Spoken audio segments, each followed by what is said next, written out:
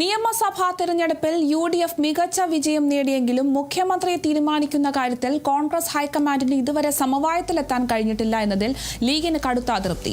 മുഖ്യമന്ത്രി ചർച്ചകൾ അനന്തമായി നീളുന്ന സാഹചര്യത്തിൽ മുസ്ലിം ലീഗ് നാളെ അടിയന്തര യോഗം വിളിച്ചിട്ടുണ്ട്. മലപ്പുറത്ത് പാണക്കാട് ഹൌസിലാണ് യോഗം ചേരുക. മുഖ്യമന്ത്രിയെ സംബന്ധിച്ച് കോൺഗ്രസ് പ്രഖ്യാപനം വരുമ്പോൾ എന്തു സമീപനം സ്വീകരിക്കണമെന്നതാണ് ചർച്ചാ വിഷയം. മുസ്ലിം ലീഗിന്റെ നിലപാടിന് അനുകൂലമല്ല കോൺഗ്രസിന്റെ തീരുമാനമെങ്കിൽ എന്ത് നിലപാട് സ്വീകരിക്കണമെന്നതും ചർച്ചയാകും. VD സതീശനെ മുഖ്യമന്ത്രിയാക്കുന്നതിനോട് ലീഗിന് അനുകൂല നിലപാടാണുള്ളത്. എന്നാൽ രമേശ് ചെന്നിത്തലയെ സമവായ സ്ഥാനാർത്ഥിയായി പരിഗണിച്ചാലും ലീഗ് എതിർക്കില്ലെന്ന് സൂചനയുണ്ട്. KC വേണുഗോപാലിനെ ഹൈക്കമാൻഡ് നിർദ്ദേശിച്ചാൽ സ്വീകരിക്കേണ്ട നിലപാടായിരിക്കും നാളത്തെ ലീഗ് യോഗത്തിന്റെ പ്രധാനമായും ശ്രദ്ധ കേന്ദ്രീകരിക്കുക. ജനങ്ങളാൽ തിരഞ്ഞെടുക്കപ്പെട്ടവർ അതായത് നിലവിലെ MLA-മാർ മുഖ്യമന്ത്രിയാകണമെന്ന നിലപാടിൽ ലീഗ് ഉറച്ചു നിൽക്കുകയാണ്.